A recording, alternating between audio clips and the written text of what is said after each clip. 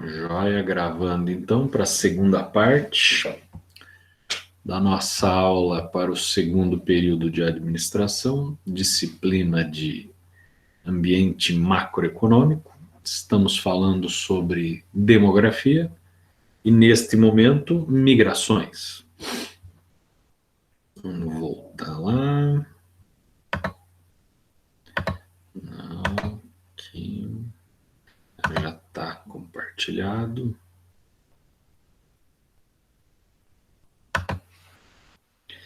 Muito bem. Migrações externas. Quando eu estou falando de migrações externas, eu estou falando de um país para outro. Elas podem ser espontâneas ou forçadas. Espontâneas, vontade do migrante.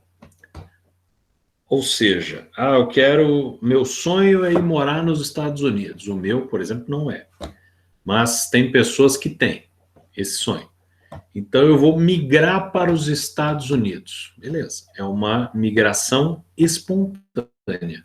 Eu vou porque eu quero, eu vou porque eu tenho vontade, eu vou porque eu consigo. Migrações forçadas, contra a vontade do migrante.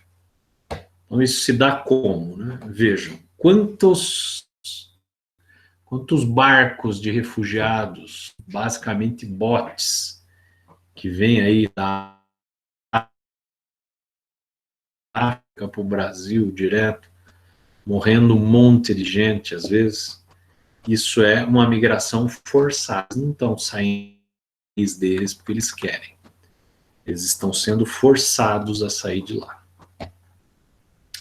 Uma observação, né, que às vezes é utilizada essa nomenclatura, quando a gente fala de emigração, é quando eu estou saindo do país. Eu sou um emigrante. É uma extradição, professor? Não necessariamente, Júlio, uma extradição. Extradição também, tá? Teu exemplo tá legal. Por exemplo, a gente tava com aquele Cesare Batista, né? Que estava aqui no Brasil, ele tinha uma condenação por assassinato lá na Itália, e aqui no Brasil ele estava como um refugiado político. Depois extraditaram ele. O que é o extraditar?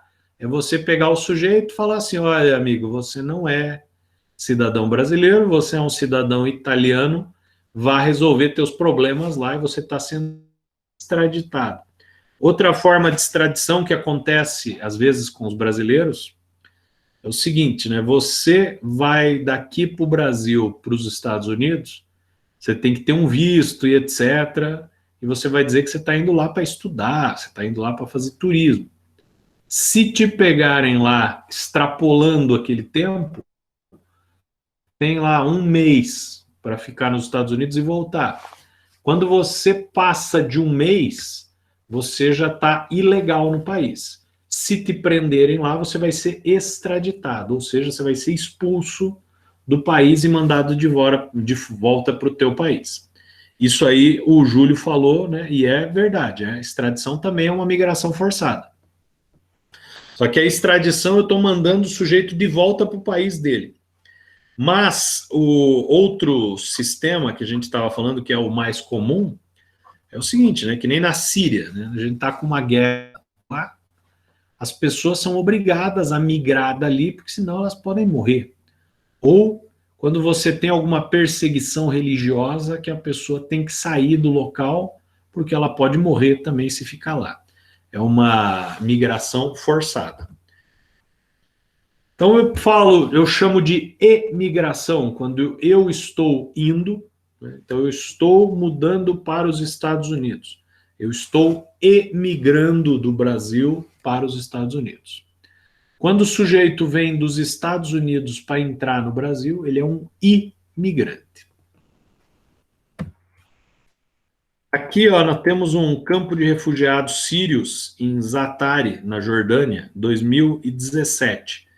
Esses camaradas aí, esses sírios, eles não estão ali por vontade própria, né? Eles estão ali porque foram obrigados a sair da Síria para não morrerem. Olha aqui o estado desse campo aí. 115 mil refugiados. Um terço da população de Cascavel aí, basicamente. Causas de migrações, né? Política, desterritorialização. Vejam, por exemplo, né, o Oriente Médio. Né?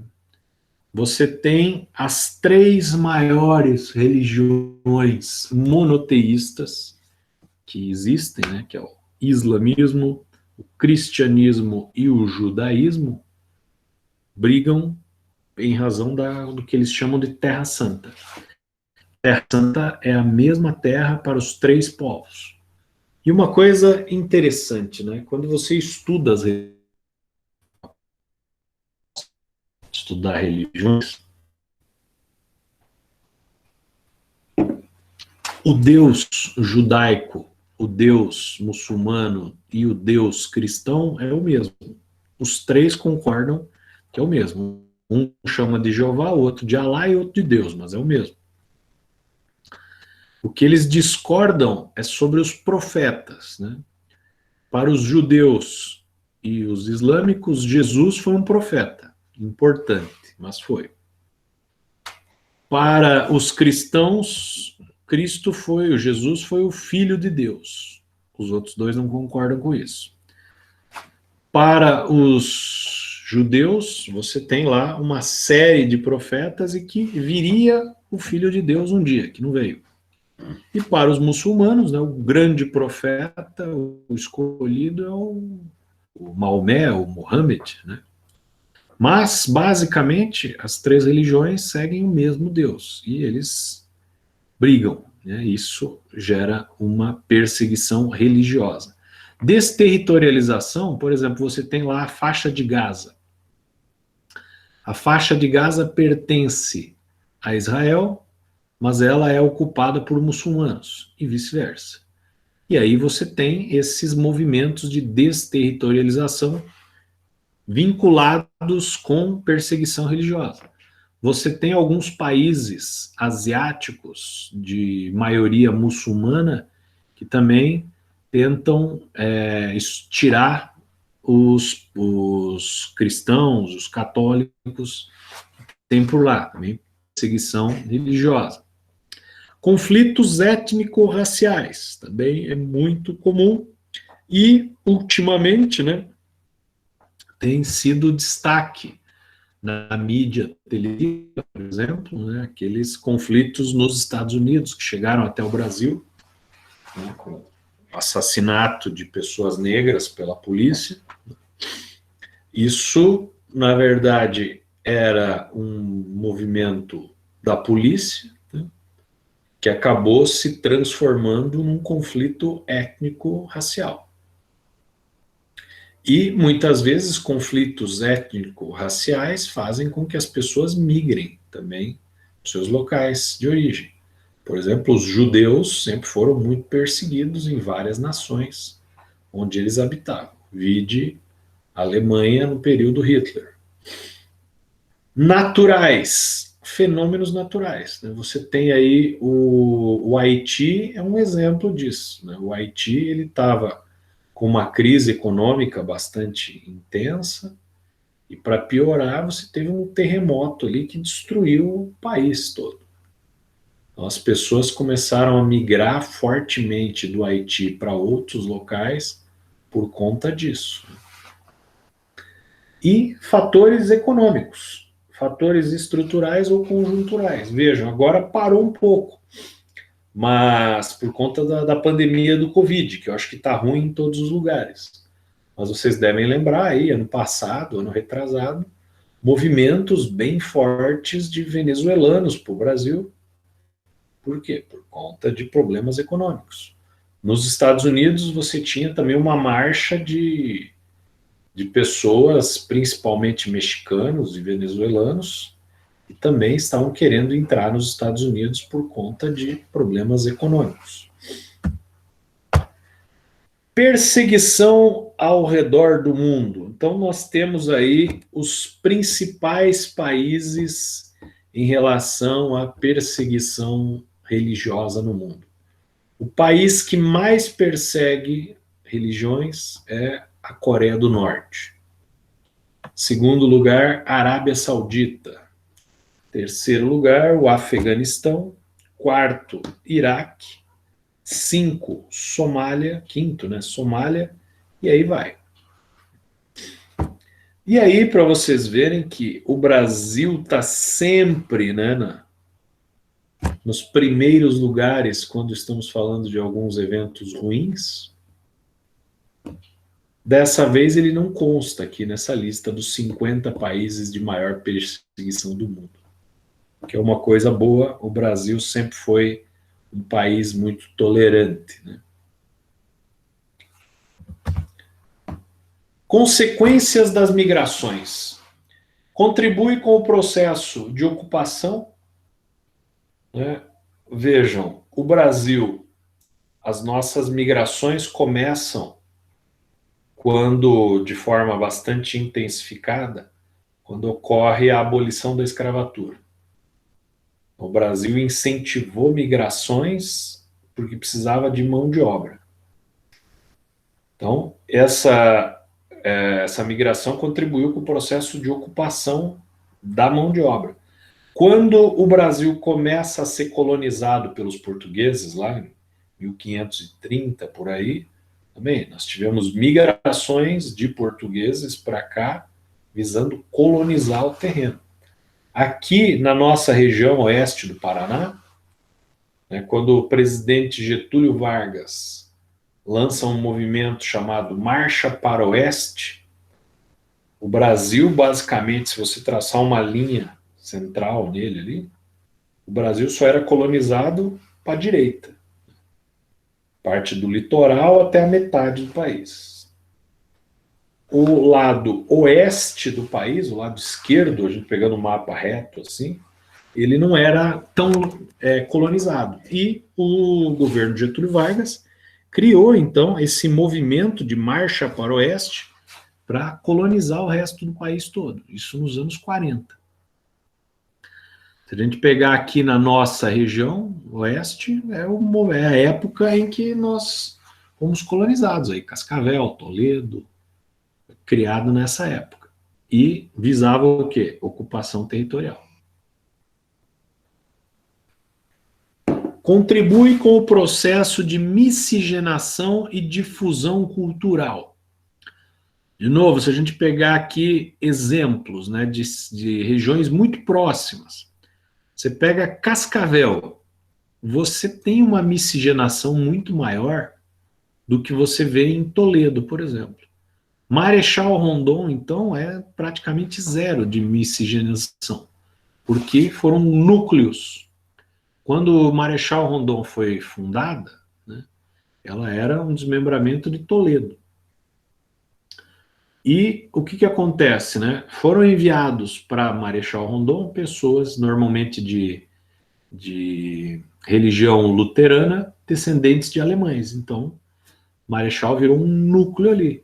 Toledo já eram pessoas católicas, também italianas, mas a sua maioria italianas, mas tinha alguns alemães também, mas eram de católicos. Se você pegar Assis Chateaubriand, que é ali do lado, já você olha para a população, ela não tem nada a ver com a população de Toledo, muito menos com a de Marechal. Porque como Assis Chateaubriand era produtora de café, você tinha muitas migrações temporárias, pessoas que vinham do norte, do nordeste, de Minas Gerais, de São Paulo, que acabaram colonizando ali. Então você tem um núcleo de pessoas muito diferentes, onde a miscigenação acontecia de uma forma muito mais intensa. Se você for ver difusão cultural nesses lugares, é muito mais intensa também do que é em Toledo, em Marechal, porque eles basicamente criaram uma única cultura. Cascavel também é extremamente miscigenada, porque era um local de passagem. As pessoas, teoricamente, não ficariam aqui muito tempo. Elas vêm e vão, vêm e vão. E uma coisa que eu gosto sempre de relembrar, para quem conhece bem aqui a região, né, se vocês pegarem aí, qual que é a festa típica da cidade de Toledo, né? É o porco no rolete. Qual que é o símbolo da cidade de Toledo? É o porco. Qual que é a comida típica de Toledo? Porco no rolete. Se a gente pegar em Cascavel, né? Quando eu pergunto qual que é o símbolo de Cascavel, normalmente as pessoas falam o lago, a catedral, o dedão do Dirceu Rosa. As pessoas esquecem que Cascavel já tem um nome de cobra, então o símbolo deveria ser a cobra. Ah, é verdade, tinha esquecido. Muito bem. E aí a pessoa fala assim, tá, e qual que é o prato típico de Cascavel? Não faço ideia. Por quê? Ah, não, é o prato típico de Cascavel, é o costelão que tem lá na festa da igreja, lá do seminário. Costelão, que eu saiba, é um prato típico gaúcho, né? Gaúcho faz costelão. Cascavel pegou o prato do gaúcho e fez aqui. Mas qual que é o prato típico de Cascavel? Não tem. Qual que é a festa típica de Cascavel? Uma vez eu dei risada que o povo falou assim, festa do morango. Falei, beleza, e da onde vem o morango da festa do morango? De Cascavel, não, vem de Corbélia. Então você vê a nossa festa do morango é falsificada, que a maioria do morango vem lá de Corbélia. Então, outra festa, até que alguém lembra da Festa das Nações. Eu falo assim, olha aí, ó, você quer coisa que não simbolize nada do que a Festa das Nações? Que veja, não é a festa de Cascavel, é a Festa das Nações. Então chega aqui e tá valendo. Traz o teu prato típico, traz a tua cultura e nós estamos assimilando aqui. Então, Cascavel é o que a gente chama de uma cidade cosmopolita. Pessoas do mundo inteiro estão aqui. E trazem a sua cultura junto com elas, trazem a sua miscigenação com elas. E acaba enriquecendo a cultura do lugar. Então, quanto mais fechado é o município, eu não estou dizendo que o ser fechado ou ser aberto é ruim ou bom, o que eu estou dizendo é que quanto mais fechado o município culturalmente, menos difusão cultural e menos miscigenação, quanto mais aberto é o município, mais cosmopolita, mais multicultural ele é. Contribui com o desenvolvimento quando for de mão de obra qualificada. Fuga de cérebros. Vejam só, quando você tem um local em que a mão de obra se torna qualificada, mas ela não tem oportunidades de ser usada aqui, ela vai para fora. É a chamada fuga de cérebros. Vejam só, né? A coisa que mais cresce no mundo, na atualidade, é a parte de engenharia de software, né? Então, tudo tem aplicativo, tudo tem acesso à internet, tudo tem interação do ser humano com a máquina e tal. Mas os cursos de engenharia de software, sistemas de informação, desenvolvimento para a internet e tal, eles cada vez têm menos alunos. Não se sabe por quê, não sei se é um curso muito difícil ou o quê, mas as pessoas não se interessam por isso. As empresas da área necessitam sempre de programadores, de desenvolvedores, de analistas de sistema, mas cada vez menos tem oferta desse pessoal. E aí, não sei se vocês sabem, mas o Vale do Silício brasileiro é em Pernambuco, né? Tem a Universidade Federal de Pernambuco, onde se forma o melhor curso da área de informática do Brasil, é lá. O que acontece? Alunos do segundo ano, terceiro ano do curso da Federal, eles já têm contato, eles já têm olheiros lá dos Estados Unidos e da Ásia, que ficam observando esses alunos, analisando notas desses alunos. Quando esse povo se forma, eles já têm visto para ir morar fora do país. Por quê? Porque aqui no Brasil essa mão de obra não é aproveitada, ou é mal aproveitada. Outra coisa interessante, né? Vocês já viram que agora na pandemia, que está se falando muito de ciência e tal, vocês veem o cara lá, o cara é professor de Stanford, nos Estados Unidos, e é brasileiro.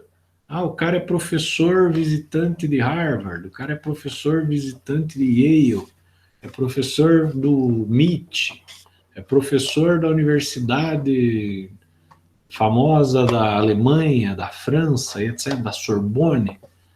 O que que é isso? Ah, porra, como é que o brasileiro chegou lá? Porque ele era um cara que desenvolveu a sua capacidade intelectiva aqui no Brasil, que estudou, que trabalhou, que correu atrás, porém, chegou na hora dele começar a trabalhar, chegou na hora dele exercer aquilo que ele estudou anos para. Aqui no Brasil ele não tinha oportunidades. Ou mesmo até teve oportunidades. Só que o salário pago para ele aqui não compensava e ele acabou indo para fora. Isso é fuga de cérebros, que é uma forma de migração também. O que países que eram basicamente do mesmo estilo do Brasil para pior fizeram nos últimos 50 anos? A Coreia do Sul, por exemplo. Era um país que era essencialmente agrícola. O Brasil já era industrializado. Mas a Coreia do Sul falou que ia investir em educação, criar cérebros. E ela criou os cérebros lá. O Brasil cria cérebros. Nós estamos aqui criando cérebros.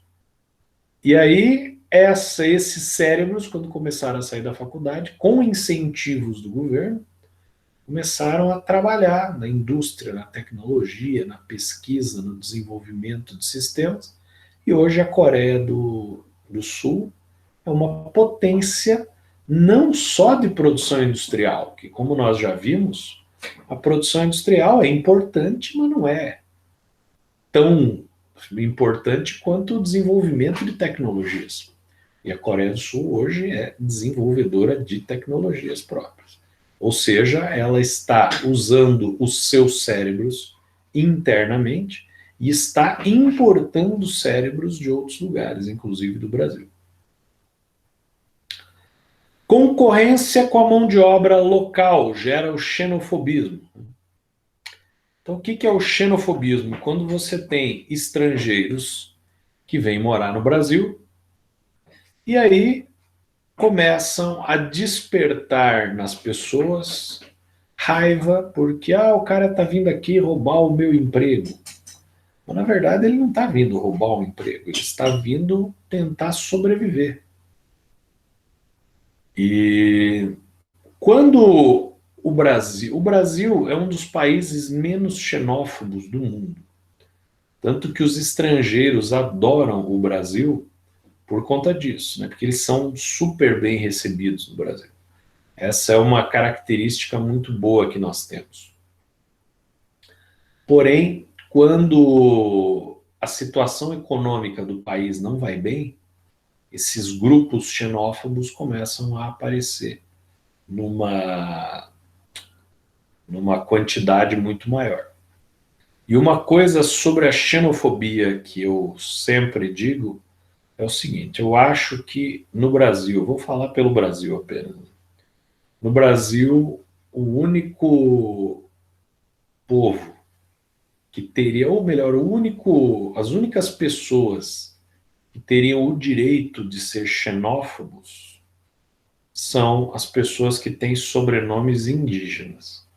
Essas pessoas, elas podem até ser xenófobas se quiserem, porque este país pertencia a eles e os estrangeiros vieram aqui e tiraram o que era deles. As demais pessoas eu não considero que têm direito de serem xenófobas, porque se o sujeito chama Madureira, se o sujeito tem o sobrenome Silva, Pereira, Oliveira, Hoffman, Bart, Schmidt, qualquer sobrenome, Takahara, Kawasaki, se o cara tem um sobrenome desse, ele não é brasileiro. Ah, não, mas eu nasci no Brasil. Sim, mas o seu avô veio para cá. o seu pai veio para cá, o seu bisavô veio para cá. Né? Então, se o cara não tem um sobrenome indígena, quer dizer que ele sofreu um processo de imigração em algum momento da vida da família dele, da árvore genealógica dele. Em algum momento, um parente dele veio ao Brasil. E se um parente dele veio ao Brasil e ele está vivo até hoje, é porque ele foi bem recebido aqui. E por conta disso, a gente tem a obrigação de fazer o mesmo com os outros que vieram para cá. Minha opinião, claro. Solução para problemas estruturais para o país de emigração. Então, emigração, né? O sujeito está indo embora. Ele está indo embora para resolver problemas estruturais daquele país para onde ele está imigrando. Foi contratado, né? Cérebros. Ele foi contratado como mão de obra. Ele foi contratado como um especialista na área, etc. E com isto finalizamos as nossas questões demográficas e migratórias, podemos assim dizer. Vamos lá, então. Tudo certo, povo? Alguma dúvida? Então, como nós temos ainda 20 minutos, vamos começar o nosso próximo conteúdo.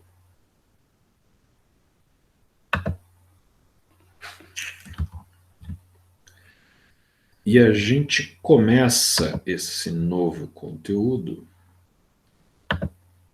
com uma imagem aqui.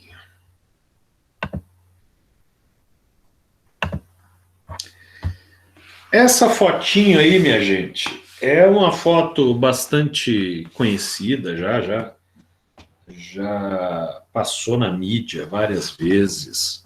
Ela foi, inclusive, tema de uma questão do ENAD, há uns tempos atrás e tal. E essa foto, ela diz muito sobre o que nós vamos ver hoje, a partir de hoje, né? Vamos iniciar esses slides aí, esse conteúdo hoje. O que vocês conseguem ver aí que chama atenção? Isso é uma foto do mundo à noite. Né? Pegaram o planisfério, esticaram ele. É uma foto de satélite. Né? Obviamente, o mundo não escurece todo no mesmo horário. Né? Então, a não ser que o pessoal da Terra plana esteja certo, né?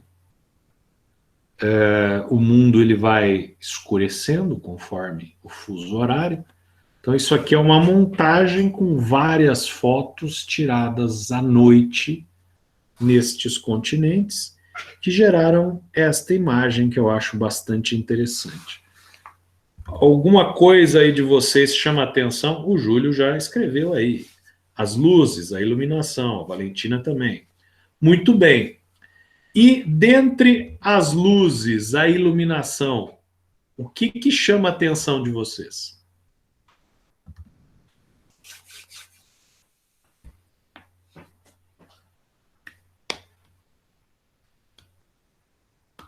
Reparem alguns lugares aonde está mais iluminado, por exemplo. Saiu a imagem, vamos voltar lá. Reparem aonde está mais iluminado.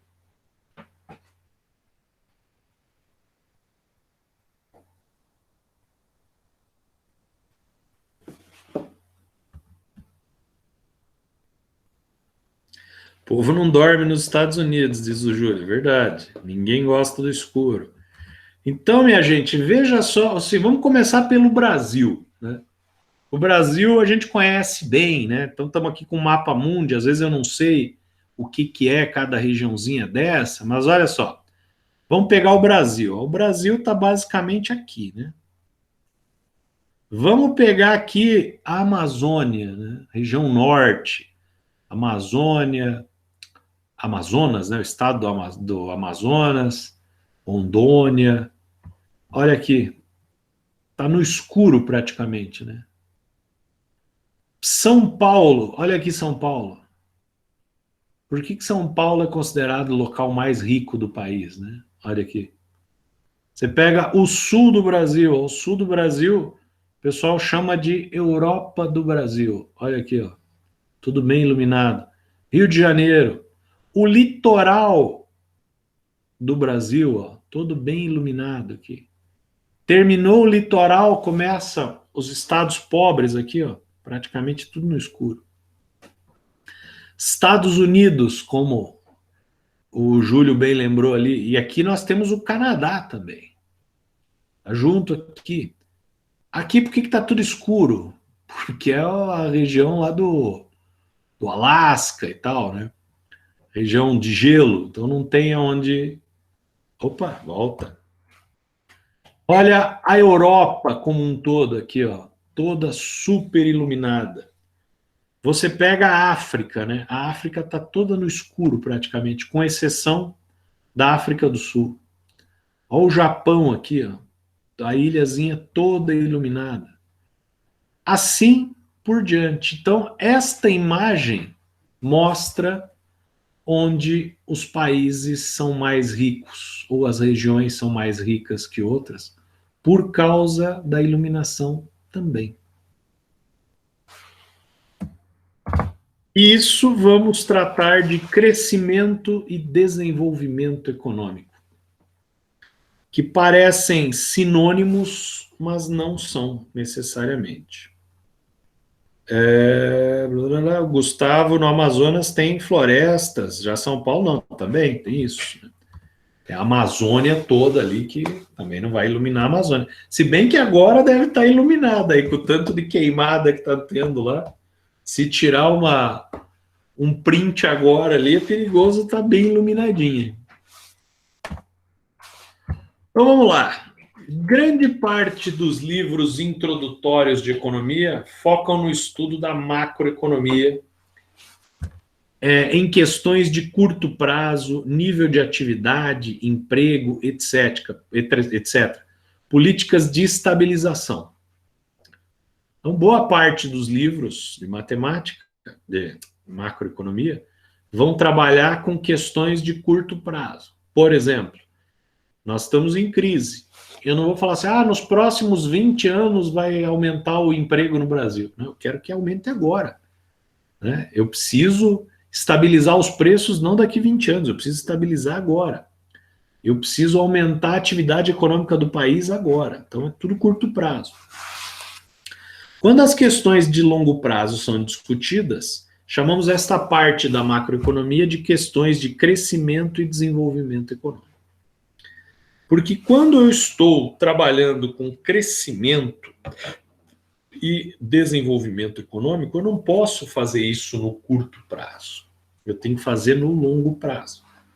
Por exemplo, né, eu não sei dizer há quanto tempo, lembrando aí do começo da aula, eu não sei dizer há quanto tempo a Copacol está instalada lá em Cafelândia.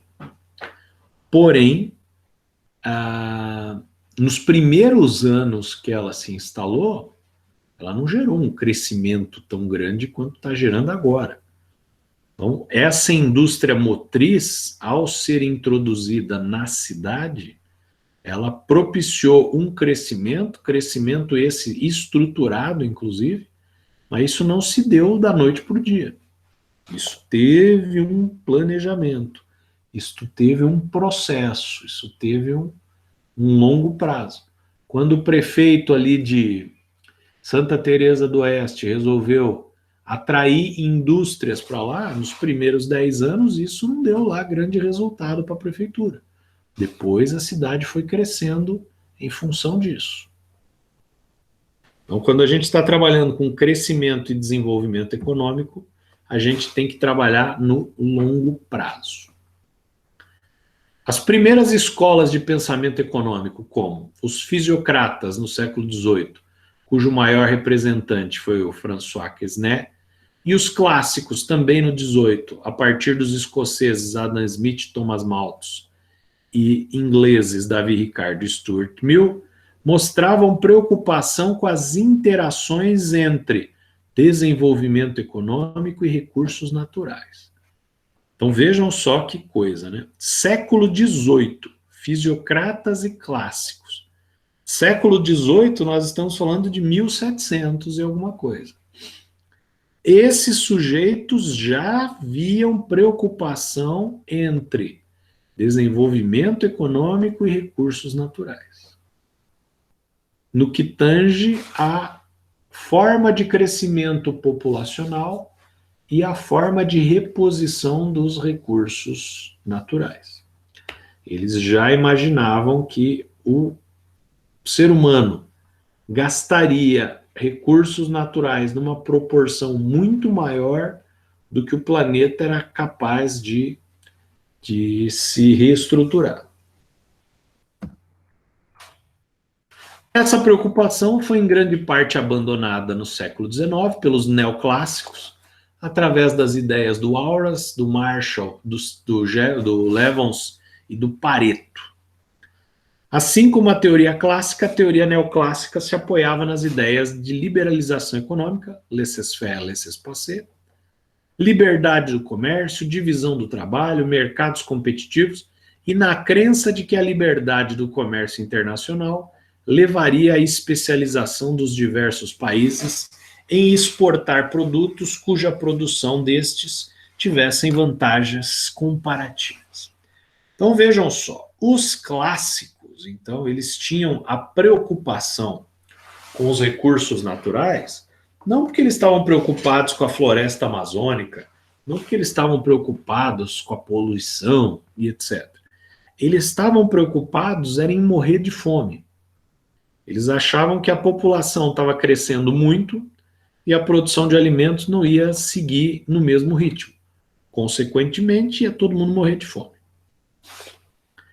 Uma vez superado isso, com a tecnologia dos alimentos desenvolvendo novas formas de alimentar a população, os países, os economistas já viram, não, isso aí a natureza se recompõe e nós temos tecnologia, então a preservação ambiental não é um problema, nem a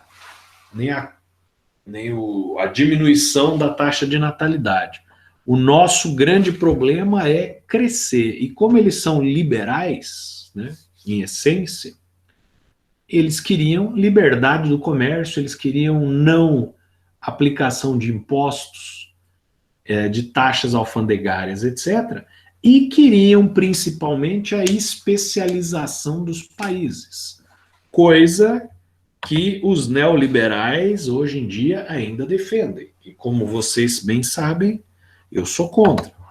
Porque os neoliberais vão dizer que cada país tem que se especializar no que é bom, para ele ter vantagens comparativas. Então, o Brasil, como é um país muito grande, um país que produz muita comida e recursos naturais, ele tem que ser exportador dessa matéria-prima, o que vai favorecer o seu crescimento, porque ele vai se especializar nisso e vai focar apenas nisso, e vai deixar para outros países focarem em outras coisas. Só que nós já vimos na microeconomia que quando você exporta recursos naturais, você não tem agregação de valor. Consequentemente, você não está gerando riqueza no país. A riqueza é gerada nos países que pegam essa matéria-prima que nós produzimos e transformam em produtos de alta tecnologia e nos revendem novamente. Então, essa ideia das vantagens comparativas só funciona para países ricos. Para países pobres negociando com países ricos, isso não funciona. É o que o Raul Prebisch vai chamar de relação centro-periferia. Os países centrais ficam cada vez mais ricos, os países ricos, e os países periféricos ou pobres cada vez mais pobres. Essa ideia baseava-se no livre e justo comércio internacional, que resolveria as desigualdades econômicas, eliminando o subdesenvolvimento através da especialização mundial dos países desenvolvidos, divisão do trabalho, na exportação de matérias-primas e bens primários para sua integração competitiva no mercado mundial. Esta ideia foi dominante na teoria econômica até o século XX. De acordo com esta visão, o desenvolvimento era sinônimo de crescimento econômico. Então, a partir de meados do século XX, né, lá pelos anos 1950 do século passado, é que crescimento econômico e desenvolvimento econômico passam a significar coisas complementares, mas distintas. Crescimento econômico, variação positiva do PIB acima da variação populacional. Desenvolvimento econômico, crescimento econômico distribuído a toda a população. Essas duas divisões, mas daqui a pouco vai aparecer aí. Só ver onde vai as escolas, isso, vamos nas escolas até hoje. Só. A separação entre conceitos de crescimento e desenvolvimento econômico foi solidificada pela abordagem teórica oriunda da Comissão Econômica para a América Latina, a CEPAL, órgão da ONU sediado em Santiago, no Chile.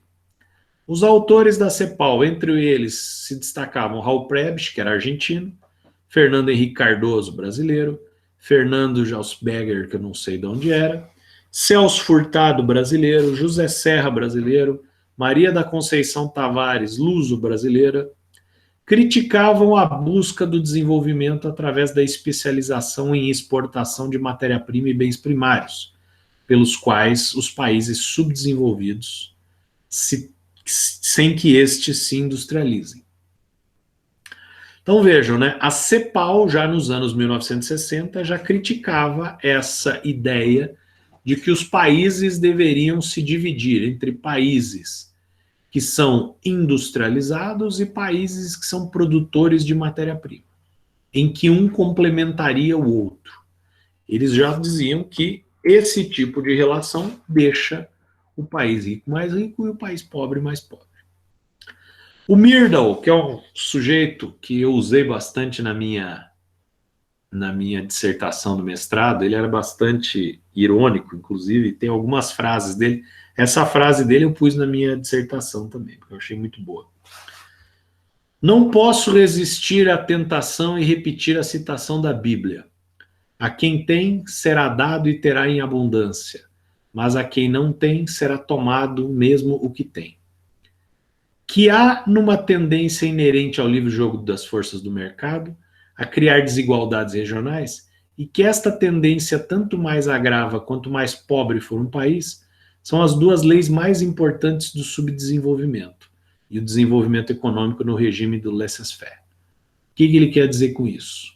Que, igualmente como está escrito na Bíblia, que a quem tem será dado e terá em abundância, e a quem não tem será tirado até o que tem, a livre força de mercados no que tange a países exportadores de matéria-prima seguem exatamente essa linha. Por exemplo, o Brasil é o maior exportador de minério de ferro. Que eu saiba, não tem uma fonte de minério de ferro que fique jogando minério de ferro para sempre. Então nós estamos explorando o minério de ferro e vendendo para fora. Quando acabar o minério de ferro, o que a gente faz daí? Aí não tem mais minério de ferro. Ah, beleza. Daí o Brasil vai viver do quê? Se ele não tem mais minério de ferro. Se o Brasil é industrializado, ele usa o minério de ferro para produzir produtos e serviços. Quando acabar o minério de ferro nos outros países, ele vai começar a reciclar o minério de ferro que ele tem aqui, de países, de produtos já feitos, e vai reconfigurar sua produção. Se o Brasil é mero exportador de minério de ferro, quando acabar o minério de ferro, acabou a exportação. É isso que o Myrdal está tentando nos dizer aqui. Poucos de nós temos consciência do caráter profundamente anti-humano do desenvolvimento. Quando compreendermos isso, facilmente explicamos por que as massas estão dispostas a tudo fazer para superá-lo. Celso Furtado, talvez o nosso maior pensador sobre o desenvolvimento econômico. O Celso Furtado dizia que só sabe o que é o subdesenvolvimento a pessoa que já passou fome, a pessoa que já esteve em condições de subdesenvolvimento. E como estas pessoas normalmente não têm a caneta na mão, não têm poder de decisão, o subdesenvolvimento acaba passando como uma característica apenas que não é levada a sério. Vejam só, né? Numa época de pandemia, como nós temos no Brasil hoje, olha a quantidade de escândalos de corrupção que estão aparecendo de desvio de dinheiro para compra de respiradores. As pessoas estão morrendo por falta de respiradores, mas tem alguém fazendo isso. A seca do Nordeste é uma coisa que sempre existiu. A seca do Nordeste é preocupação dos presidentes da República desde os anos 1930. Celso Furtado, quando foi ministro do Desenvolvimento, ele criou a SUDENE, Superintendência de Desenvolvimento do Nordeste, onde ele mandava recursos para o Nordeste, né? Tinha programas de recursos para o Nordeste, para tentar minimizar os efeitos da seca e tentar desenvolver o Nordeste de uma forma que os habitantes não sofressem tanto e saíssem do subdesenvolvimento.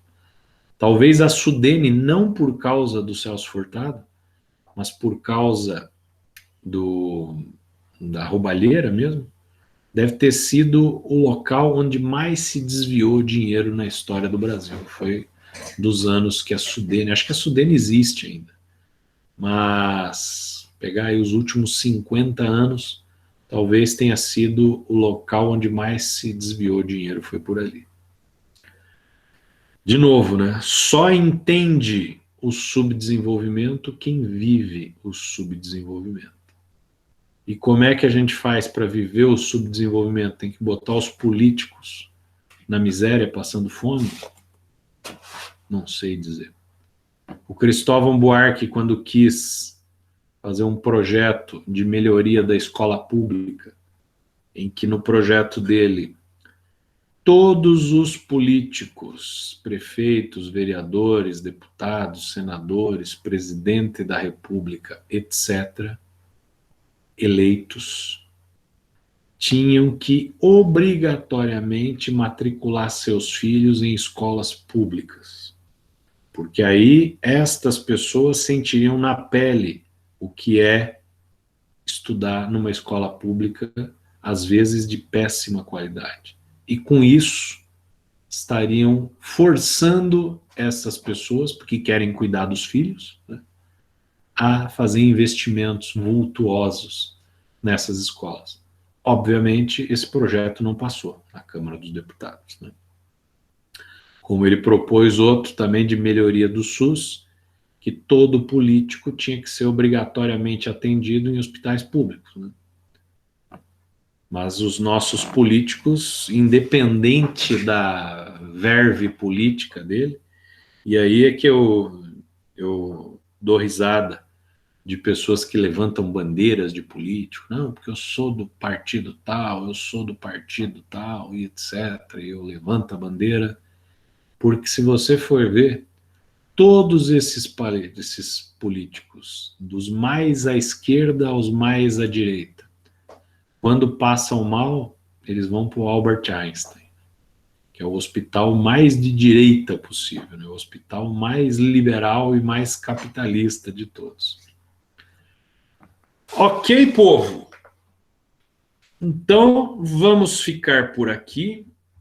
Eu vou já disponibilizar... É verdade, Gustavo. A realidade é triste. Já coloquei o capítulo 5 do livrinho lá para vocês lerem. Daqui a pouco eu já começo a colocar esses... Eu vou pôr já esses slides também. E os videozinhos da aula, conforme forem saindo, eu já coloco lá. Não saiam aqui ainda, porque eu tenho que fazer a chamada, hein? Vamos lá. Então, mas segura aí um pouquinho. Deixa eu pegar aqui, ó, do Adilson. até o Eric. Vou dar um print aqui.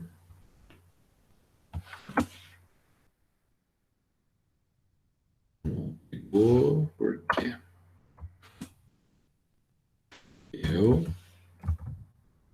Aí, do Eric, vamos subir da Isadora até o Maurício, mais um print.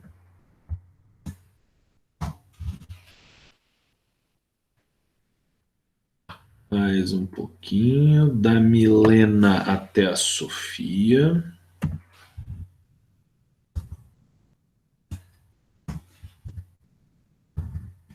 E, por fim, da Valentina até o Vinícius.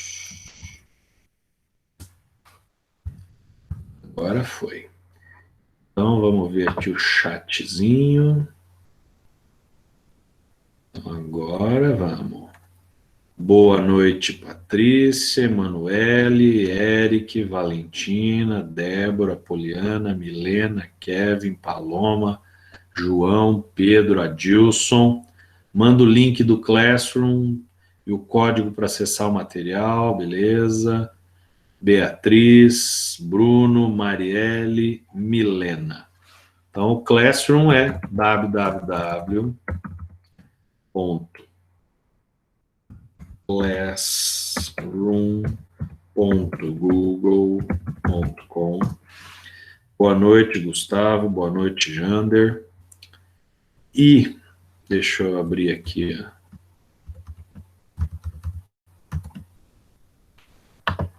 O código da disciplina é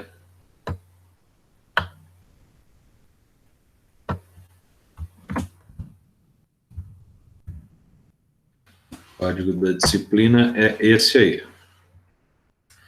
Beleza, então, povo, até logo. Tchau, tchau.